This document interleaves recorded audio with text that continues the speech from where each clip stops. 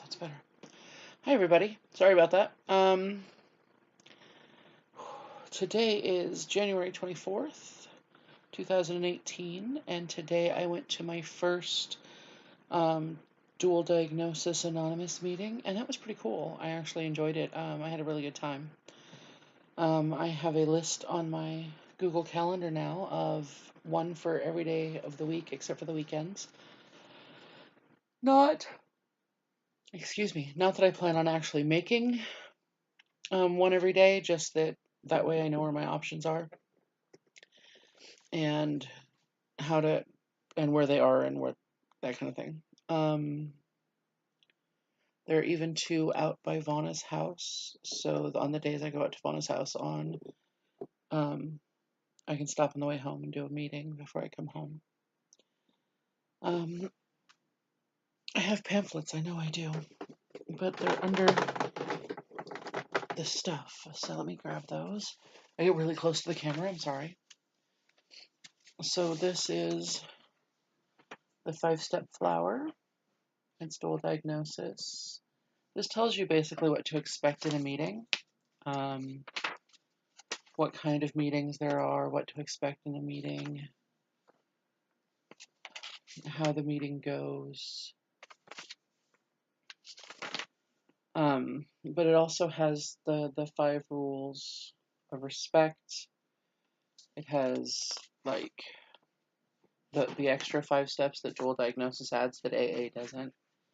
And then it also has AA, and it has a whole bunch of other information in here, and then it has like a little phone book for you to put in numbers of people you meet who you can talk to, and yeah, so it's pretty cool. And I also have a meeting directory that tells me where they are in 4 of the counties in Oregon.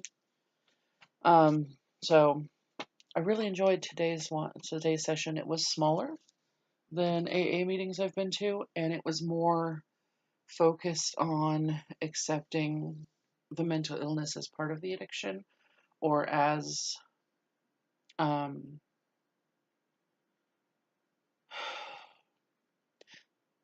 contributing factor to the addiction, and the addiction being a contributing factor to mental illness. You don't expect one without the other at this point in my life. So I can't treat them as separate issues. You shouldn't treat them as separate issues. If you have a mental illness and addiction, you need to be aware of that because you recover differently than if you were just an addict or just had mental illness, which happens. I know a lot of times you go to meetings and they're like, well, you're addicted, clearly that's a mental illness and you need to be helped. Or you have a mental illness, clearly you're going to be an addict. But that's not true. Not everybody, I know a lot of people who have some sort of mental illness and aren't necessarily addicts. I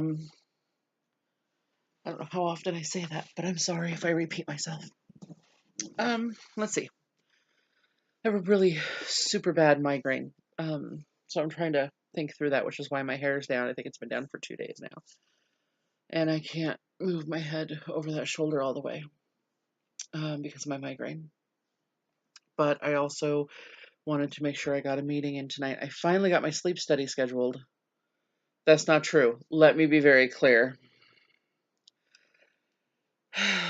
I have a meeting with the sleep study doctors to decide whether or not the sleep study is actually needed, even though the surgery people tell me I need a sleep study.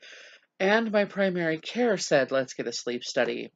Still have to be seen by this certain doctor to determine whether or not they think I need a sleep study. It's ridiculous, and I'm going to email my doctor at OHSU for the surgery and find out if they can get me into OHSU Sleep Center before I go into Oregon clinics in March. Super not happy about how that's playing out. I'm on their cancellation list, and I know March isn't really far away, but when I have everything else done already before